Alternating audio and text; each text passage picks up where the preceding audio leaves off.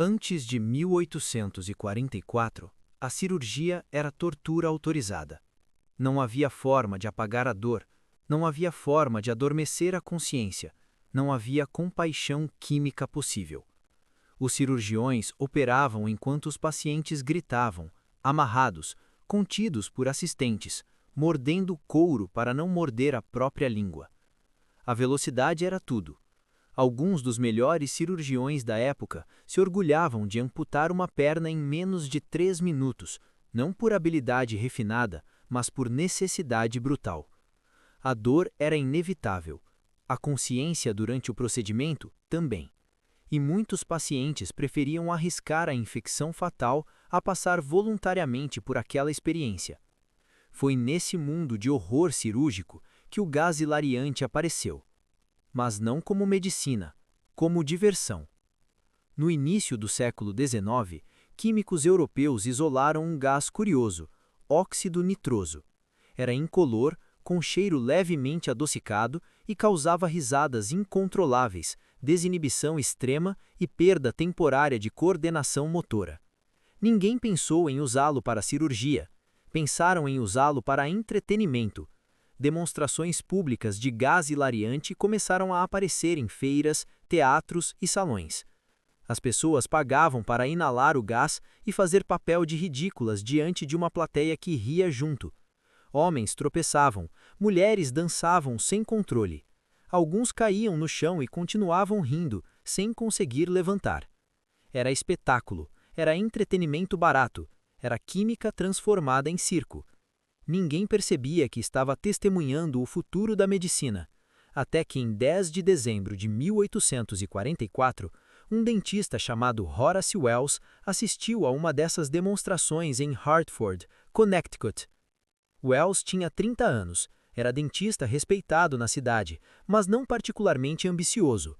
Não buscava fama, não publicava teorias revolucionárias, mas algo o incomodava profundamente: o sofrimento inevitável que cada extração de dente causava. Ele via pacientes adiarem procedimentos necessários por medo da dor. Via outros saírem de sua cadeira traumatizados e não conseguia aceitar que aquilo fosse simplesmente parte da medicina. Naquela noite, ele estava na plateia, quando um homem chamado Samuel Cooley subiu ao palco, inalou o gás e começou a se comportar de forma errática. Tropeçou, bateu a perna com força contra uma cadeira de madeira. O impacto foi audível. Sangue começou a escorrer pela calça. Mas Cooley não parou. Continuou rindo, continuou tropeçando, continuou completamente alheio à própria lesão. Wells se inclinou para a frente na cadeira. Aquilo não era só desinibição, era a ausência de dor. Quando o efeito do gás passou, Cooley olhou para a própria perna e pareceu surpreso ao ver o ferimento. Disse que não sentiu nada durante o episódio, nenhum desconforto, apenas diversão. Wells saiu do teatro com uma ideia fixa. Se o gás bloqueava a dor sem a pessoa perceber, talvez pudesse ser usado em procedimentos médicos. No dia seguinte, procurou Gardner Colton, o químico que organizava as demonstrações, e propôs um experimento. Wells queria testar o gás em si mesmo. Queria que um colega dentista, John Riggs, arrancasse um de seus dentes molares enquanto ele estava sob o efeito do óxido nitroso. Colton acordou em fornecer o gás. Riggs acordou em realizar o procedimento. E Wells, com uma calma que impressionou os presentes, sentou-se na cadeira, inalou profundamente o gás até sentir a desorientação característica e acenou para Riggs começar. A extração foi rápida. O dente saiu. Wells não gritou, não se contraiu, não demonstrou reação alguma. Quando o efeito do gás passou e Wells voltou à consciência plena, suas primeiras palavras foram: "Não senti nada, absolutamente nada." Ele repetiu o experimento com outros pacientes voluntários nos dias seguintes. Todos relataram a ausência total de dor durante os procedimentos. Wells estava convencido de que havia descoberto algo revolucionário. Decidiu apresentar publicamente. Em janeiro de 1845, conseguiu uma oportunidade de demonstrar o método no Massachusetts General Hospital, em Boston, diante de uma plateia de médicos e estudantes céticos. O paciente escolhido foi um jovem que precisava extrair um dente. Wells preparou o gás, ajustou o equipamento improvisado e administrou a dose. Mas algo deu errado. Talvez a dose tenha sido insuficiente, talvez o paciente tenha resistido ao efeito, talvez o equipamento tenha falhado.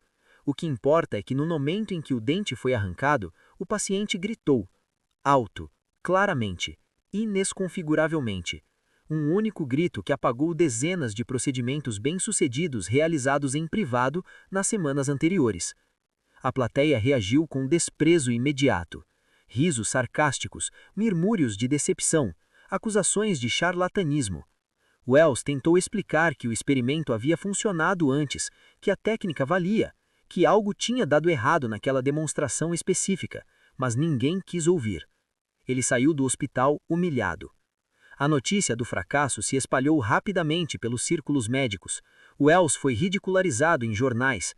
Colegas dentistas começaram a evitar associação com ele. Pacientes deixaram de procurá-lo. Ele caiu em depressão profunda. Nos meses seguintes, outros dentistas e médicos começaram a experimentar com éter, uma substância similar ao óxido nitroso, mais potente e estável. William Morton, que havia sido assistente de Wells, conseguiu realizar demonstrações públicas de anestesia com éter em 1846. Não porque a técnica de Wells estivesse errada, mas porque Morton teve melhor timing, melhor equipamento e, principalmente, melhor sorte no momento da demonstração pública. Morton foi celebrado, recebeu reconhecimento, foi chamado de pioneiro. Wells, amargo e psicologicamente destruído, viu sua descoberta ser creditada a outros. Em janeiro de 1848, 3 anos após a demonstração fracassada, Horace Wells entrou em colapso mental completo. Isolado profissionalmente, apagado historicamente, humilhado publicamente, sob o efeito de clorofórmio, outro anestésico recém-descoberto, morreu aos 33 anos após um colapso definitivo. Anos depois, a comunidade médica reconheceu oficialmente que Wells havia sido o primeiro a usar óxido nitroso como anestésico cirúrgico.